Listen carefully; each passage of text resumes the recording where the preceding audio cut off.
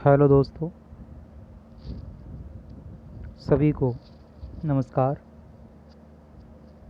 इस corona virus के चलते हुए हमारी सरकार ने बहुत ही कड़े कदम उठाए हैं, जिसको ध्यान में रखते हुए हमारे शिक्षा विभाग ने भी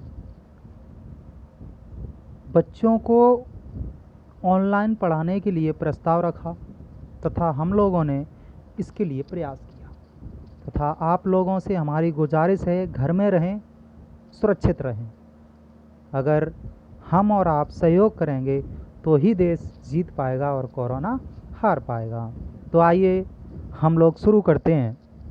आरसी एजुकेशन पर बीएसएस इंटर कॉलेज के माध्यम से इंग्लिश प्रोज का पोएट्री में सेकंड पार्ट में first lesson character of A happy life के बारे में सुखी जीवन के प्रसन्न चरित्र, इसमें इसको सर हेनरी वोटन ने लिखा है।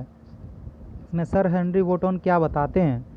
पहली बात हम आपको बता दें, ये जो लिखा गया है character of A happy life, ये हमारे हिंदू ग्रंथ भगवत गीता के माध्यम से बताया गया है। इसमें व्यक्ति का कैसा चरित्र होना चाहिए, व्यक्ति में कैसी ईमानदारी होनी चाहिए, व्यक्ति के कैसे कर्तव्य होने चाहिए, इसके बारे में सर हेनरी वोटन बता रहे हैं। तो आइए हम पहले पैराग्राफ शुरू करते हैं। आई होप कि आप लोगों के साथ स्पष्टता से आवाज़ आ रही होगी। चलो। How happy is he born and taught that served not another's will, whose armor is his honest thought and simple truth his utmost skill। चलिए, how happy is he born तो आप लोगों को पता ही होगा, जीवन। वैसे होता है जन्म लेना, लेकिन यहाँ जीवन से आया है इसका प्रश्न। taught, वैसे तो taught का मतलब होता है शिक्षा देना, पढ़ाना, लेकिन यहाँ पर है शिक्षा, इसका मतलब है शिक्षा। that served का मतलब आप लोगों को पता होगा, served का मतलब होता है सेवा, सर्व का मतलब होता है सेवा। नॉट another's will, यहाँ वैसे तो विल किस में हम प्रयोग करते हैं? वैसे तो विल हम फ्यूचर में प्रयोग करते हैं, लेकिन यहाँ पर विल का प्रयोग हमारे इच्छा के लिए किया गया है। किसके लिए किया गया है? इच्छा के लिए किया गया है। whose आर्मर का मतलब होता है रक्षा कवच। वैसे तो कई एजेंसियां आर्मर का प्रयोग अपने रक्षकों के लिए करती है, लेकिन यहाँ पर सर हेनरी वोटन ने आर्मर का प्रयोग रक्षा कवच के लिए किया है। इसके लिए किया है? रक्षा कवच के लिए किया है। Is his honest thought, honest भी आपको पता होगा, ऑनेस्ट का मतलब होता है ईमानदार, यहाँ पे ईमानदारी। थॉट, जो हमारे अंदर विचार हैं, थॉट का प्रयोग विचार, थॉट का मीनिंग क्या होता है? विचार। एंड सिंपल का मतलब होता है साधारण, सिंपल का मतलब क्या होता है? साधारण। ट्रुथ, सत्य, ट्रुथ का मतलब सत्य। हिज आउटमोस्ट स्किल, स्किल तो आप लोग जानते ही होंगे, स्किल का मतलब होता है कुशलता। स्किल का मतलब क्या होता है? कुशलता। स्किल का मतलब होता है कुशलता। आउटमोस्ट का मतलब होता है सबसे बड़ी। सबसे बड़ी जो हमारी कुशलता है वो क्या है? कि हम लोगों को क्या करना चाहिए? व्यक्ति को अपने जीवन को प्रसन्न रखने के लिए अपनी इच्छा अनुसार कार्य करना चाहिए, न कि दूसरे की आज्ञा अनुसार कार्य करना चाहिए। जो व्यक्ति दूसरे की इच्छा अनुसार या आज्ञा अनुसार कार्य करते हैं वो अपने जीवन में कभी सुखी नहीं रहते हैं। इसीलिए हमें क्या करना चाहिए? अपने इच्छा अनुसार कार्य करना चाहिए। सबसे पहले अपनी सुननी चाहिए, उसके बाद दूसरे की।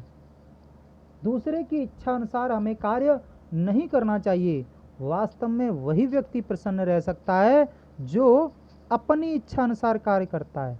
किसकी इच्छा अनुसार कार्य करेगा? अपनी इच्छा अनुसार कार्य करेगा, वही व्यक्ति प्रसन्न रहेगा, हैप्पी रहेगा। एंड दूसरों के प्रति दुर्भाव न रखना चाहिए। हमें क्या नहीं करना चाहिए? दूसरों के प्रति दुर्भाव कार्य नहीं रखना चाहिए।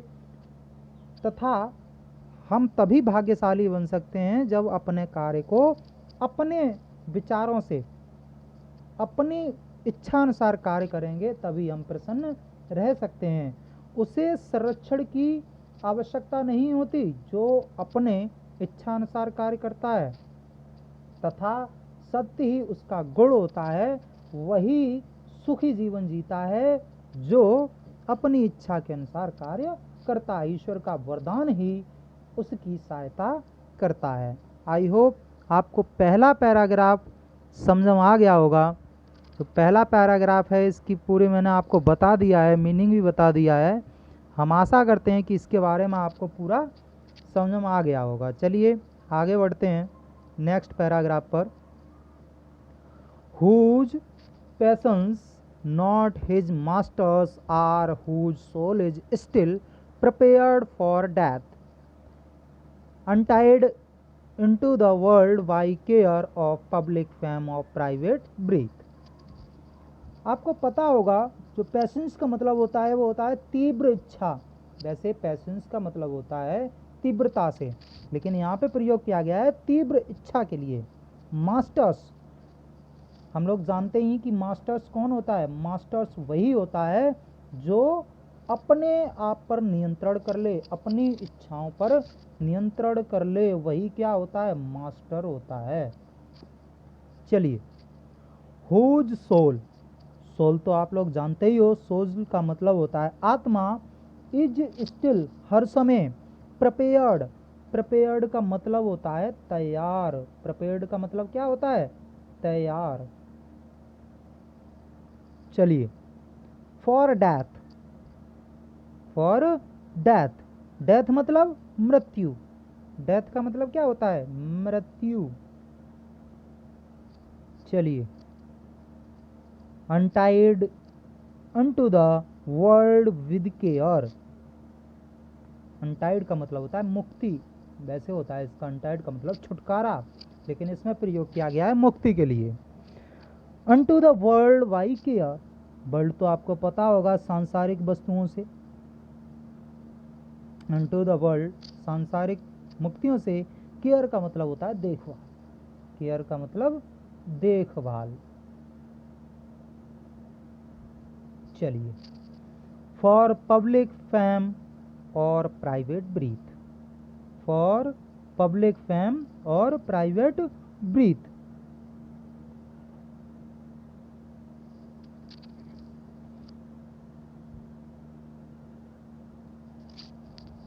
पब्लिक फेम जो है वो पब्लिक के लिए है।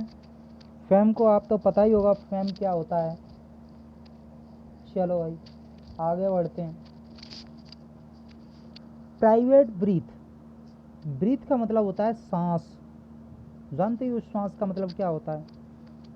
चलिए, जो फेम होता है वो राज्य से मिलता जुलता होता है। जो राज्य होता है, राजा का राज्य होता है, वो फेम के अंतर्गत आता है। चलो,